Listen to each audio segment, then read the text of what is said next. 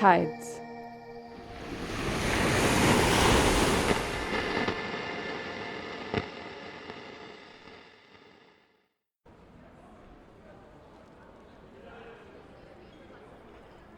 God, I hate this sort of thing.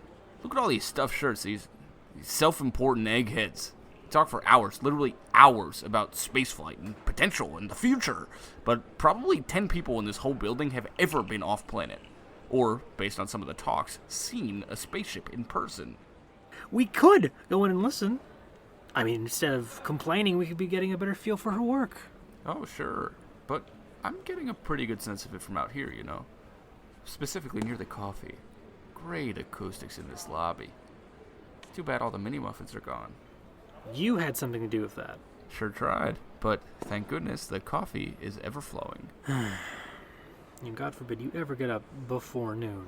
It is my shore leave, after all. I just spent 3 months on Tellus. Oh man, that's the stuff. What do you think this is, an Ethiopian blend? Let's see.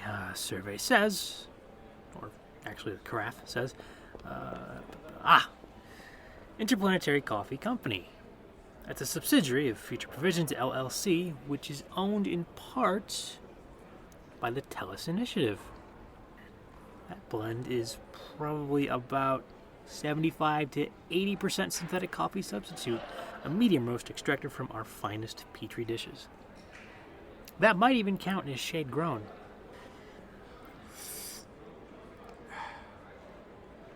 "25% natural is better than nothing. I'll take it."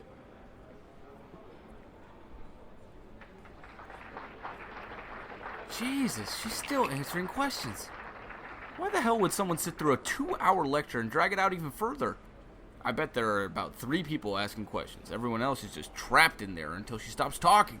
You realize she's giving a talk to other scientists, yes? A lot of them probably came just to ask her questions. Alright, okay. I cannot believe I let you talk me into this. I think doing a little recruiting isn't too far out of your purview. No, well, yes, there's that. But also the thing as a whole. I don't really see the point of it. You don't even know what's there, and you're putting a bunch of scientists on a rocket and sending them there anyway. We have pictures. The probes have sent back some pretty interesting data. And after what happened at Fomalhaut... Oh, damn it, who cares? Killed some alien germs, big deal. I didn't mean that. I'm just bored. Please, be nice. She'd make a great asset. I don't want you to scare her off with all of that. You. Fine. I'll just stand here. Good. Thank you. Thanks. Yeah, okay. Great. You know what? I really need to get to a meeting, so thanks. Goodbye. Yep, thank you. Oh, hi. Sorry, you must be from the thing. The Tellus Initiative, yes. I'm Right. Miles Berkeley. We emailed Okay, a few yeah. times. This is Captain Ed Ricketts. Is there somewhere we could go a little quieter? Do you mind if we just do it right here? I have to go to a talk on alternative transcription mechanisms after this, so it's a little bit of a tight schedule. Oh, no. Okay. How soon does that start? About 15 minutes. Look, I'm sorry, but this is literally all the time that I have. Do you want to talk, or we could, I guess, reschedule, or... That's fine.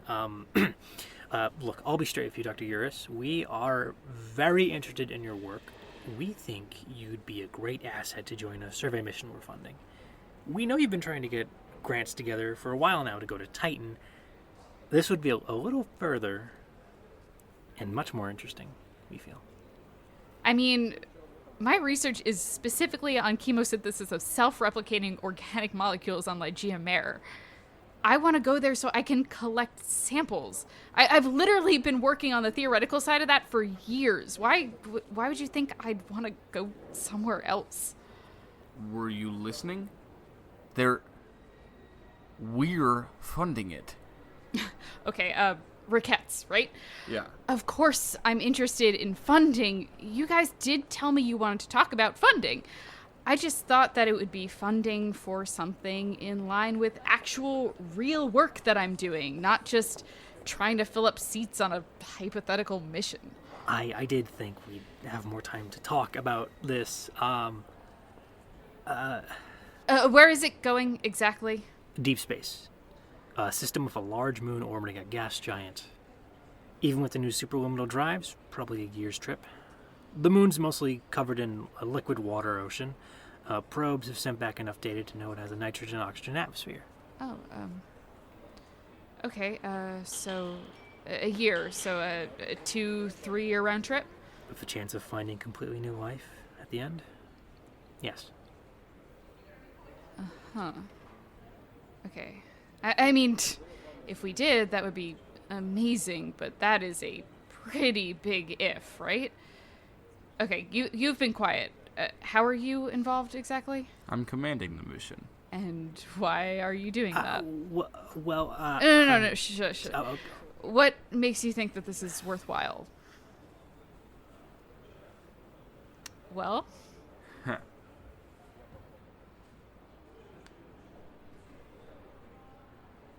Look at it this way.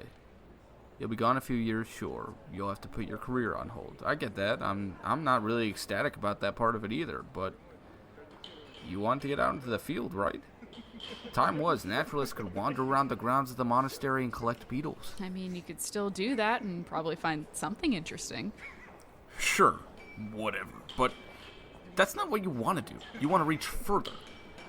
We're offering this to you because Tellus wants experienced researchers, and I need people on my crew that don't bullshit me. You look like you aren't going to bullshit me, which is good.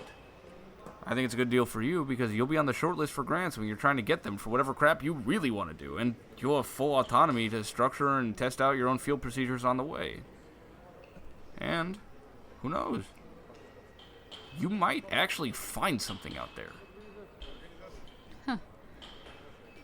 Okay. You know what? I'll think about it. Wait, so is that Sorry, I really have to get going. You know what? I'll be in touch. Damn it.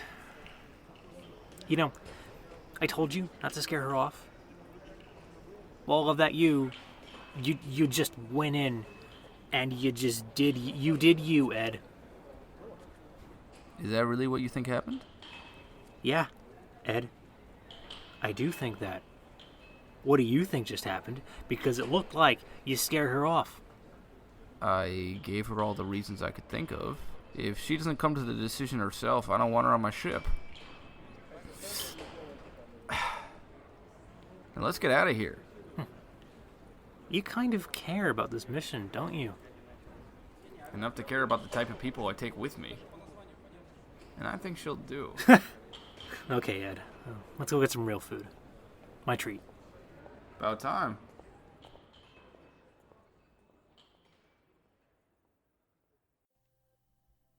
Tides is written by Jesse Schuschu and directed by Ayla Taylor and Jesse Schuschu. It was produced by Ayla Taylor and edited by Bridge Geene. The voice of Dr. Eurus is Julie Schifini, Captain Ed Ricketts is Zach Libresco, and Miles Berkeley is Jack Pevyhouse. Special thanks to Sarah Durst for designing our cover art and merch, which you can find at tpublic.com/stores/tides or by going to our website and clicking store. You can find us online at our website tidespodcast.com and follow us on Tumblr and Twitter at tidespodcast. If you like our show and would like to help us continue making it, you can support us on Patreon at patreon.com/tidespodcast. Special thanks to Marissa, Kevin, Christopher Tate, David Weber, Nate, and Emily Shanowski for their support, and especially to Abysme and Mitzrayim for their particularly generous contributions. We also want to thank everyone who contributed to our Season 2 Indiegogo campaign. This week, we would like to recommend another great show you should be listening to, Greater Boston. Greater Boston is a bi-monthly full-cast audio drama set in the Boston metro area, blending the real and unreal, the historical and the fantastical. It all begins with the death of Leon Stamatis, a man so enamored with predictability that the least hint of uncertainty makes life unbearable. But by leaving the world, he has irrevocably changed it. And now, Ship rule. If it ain't broke, don't break it.